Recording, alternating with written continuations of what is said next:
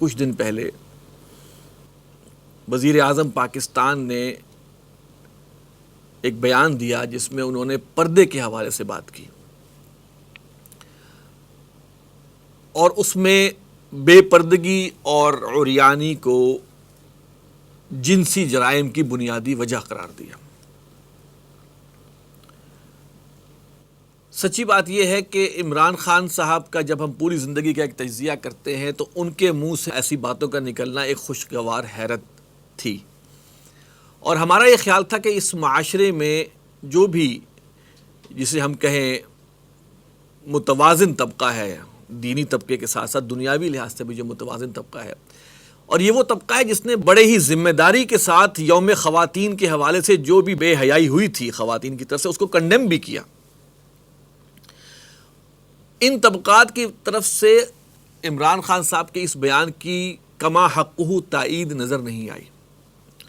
بلکہ ہوا یہ کہ ہمارا میڈیا بالعموم سارا کا سارا اور این جی اوز جو کہ مغرب زدہ این جی اوز ہیں اور کچھ جدید دانشور، ان لوگوں نے باقاعدہ اس چیز کو ایک ایشو بنایا اور کوشش یہ کی کہ خان صاحب کی اس بات کو جو ہے وہ نل اینڈ وائڈ قرار دیں، اور اس حد تک اس کو اچھالا مختلف انداز میں، تضحیک آمیز انداز میں، یا جسے ہم کہیں سنجیدگی سے بھی، کہ کسی طرح عمران خان کو اپنی یہ بات واپس لینی پڑ جائے۔ ناظرین، ہم اکثر اس بات کا اعادہ کرتے رہتے ہیں کہ زمانہ گواہ ہے پروگرام کے اندر ہمارا اصل اخلاص جو ہے، جس چیز کو ہم سب سے زیادہ ویٹیج دیتے ہیں کہ جو بھی شخص صحیح بات کر رہا ہو اس کی صحیح بات کو صحیح کہا جائے، خواہ وہ کوئی بھی ہو،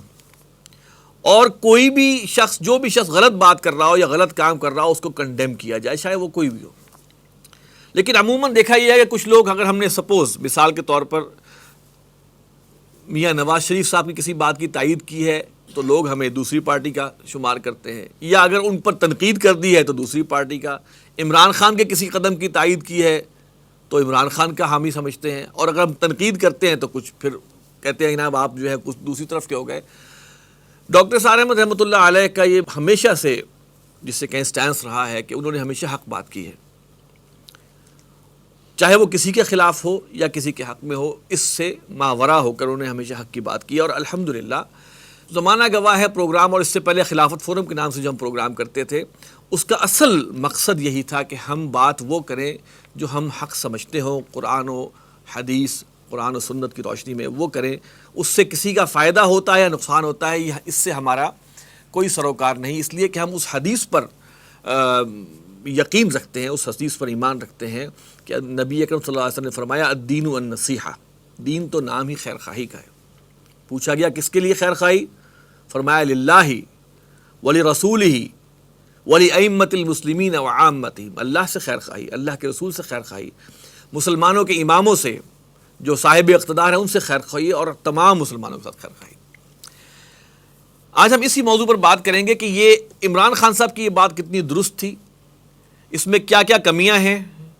اور خان صاحب کا عمل اس حوالے سے کیا ہے، ان کی پارٹی کا عمل اس حوالے سے کیا ہے، دین ہمیں اس حوالے سے کیا کہتا ہے۔ دیکھیے، دینی جماعتوں کا جس کو وہ جو حدیث ہے نا، من رآ منکم منکرا فلیغیرہ بیدہ فإن لم یستطع فبلسانہ فإن لم یستطع فبقلبہ وذالک اضعف الایمان، تم میں سے جو کسی برائی کو دیکھے اس پر اسے چاہیے کہ اپنے ہاتھ سے روکے، اس کی استطاعت نہیں رکھتا تو زبان سے روکے، اور اس کی استطاعت نہیں رکھتا تو دل میں برا جانے، اور یہ ایمان کا کمزور ترین درجہ ہے۔ دینی جماعتوں کا اس لحاظ سے جسے کہیں کہ معاملہ باعث شرم ہے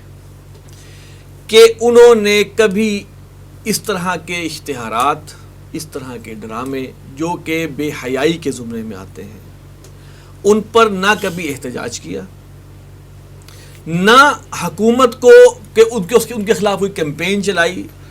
ہونا تو یہ چاہیے کہ وہ پوری طرح واچ فل چیز جسے کہتے ہیں نا، وہ اپنی نگاہیں گاڑ کے رکھے کہ جناب کوئی ایسی چیز ہوتی ہے فوراً پیمرا کو اطلاع کی جائے، فوراً وزارت اطلاعات کو اطلاع کی جائے، فوراً اس کو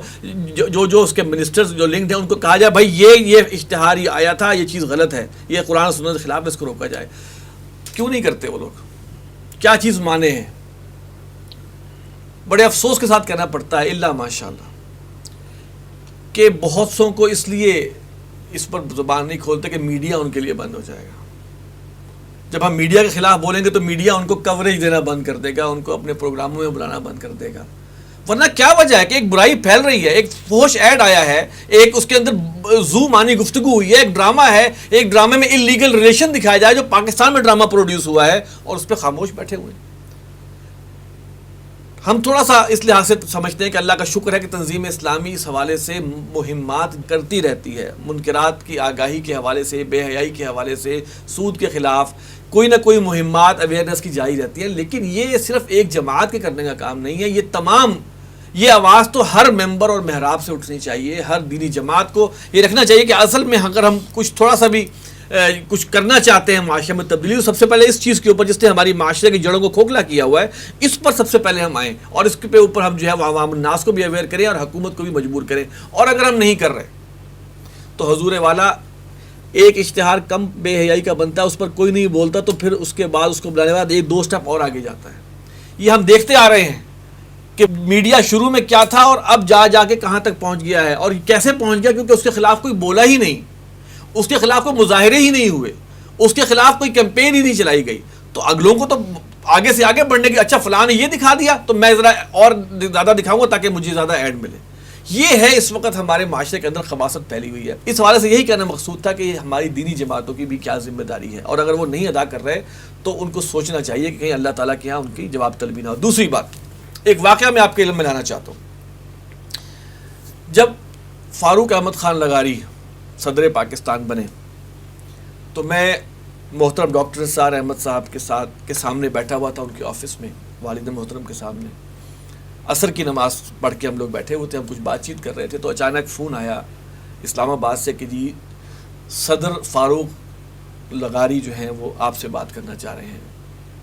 فاروق لغاری صاحب بہت بڑے مداح تھے بانی تنظیم اسلامی ڈاکٹر نثار احمد صاحب کے, اور بہت ان کو سنا کرتے تھے, لہٰذا ان کی کال آئی. اب بحیثیت صدر ان کی کال تھی, تو میں گواہ ہوں اس بات کا کہ محترم ڈاکٹر صاحب نے فون اٹھایا اور کہا السلام علیکم صدر صاحب, آپ مجھے یہ بتائیں کہ میں آپ کو مبارکباد دوں یا آپ سے تعزیت کروں, اس لیے کہ اب جس عہدے پہ آ گئے ہیں اس کی مسئولیت بہت زیادہ ہے, اور اگر آپ اس کو کما حق ہو, اس کا حق ادا نہیں کر سکے تو اللہ تعالیٰ کے ہاں بہت شدید پکڑ ہے. میں عمران خان صاحب سے بھی یہ کہتا ہوں کہ آپ ریاست مدینہ کی بات کرتے ہیں, ٹھیک ہے, آپ کے اندر اللہ تعالیٰ تبدیلی لے کے آیا اور آپ دین کی طرف آئے ہیں, اور آپ اللہ تعالیٰ نے توفیق دی کہ آپ کے منہ سے یہ بات نکلی. خدا کے واسطے یہ سوچ لیجئے کہ آپ کو بھی اللہ تعالیٰ کے ہاں جواب دہ ہونا ہے. اگر آپ کی ناک تلے, آپ کے حکومت کے تحت یہ چیزیں پنپتی رہیں گی تو آپ بھی جواب دہ ہوں گے اللہ تعالیٰ کے ہاں. آپ اپنی سی پوری کوشش کریں, اپنی پورے تمام اختیارات بروئے کار لائیں کہ فحاشی اور عریانی کے خلاف, مالی کرپشن کے, اخلاقی اور مالی کرپشن دونوں کے خلاف آپ جسے کہتے ہیں پوری طرح جو ہے وہ ایکٹیو ہوں, اور ان کو روکنے کے پورے احکامات جاری فرمائیں. یہ ہماری آپ سے گزارش ہے. اللہ تعالیٰ آپ کو اس کی توفیق دے. یہ اللہ کی توفیق تھی کہ آپ نے یہ باتیں کہیں جس پر ہم یہ پروگرام کر رہے ہیں, لیکن اللہ تعالیٰ اس پر آپ کو عمل کرنے کی توفیق بھی عطا فرمائے. آمین یا رب العالمین.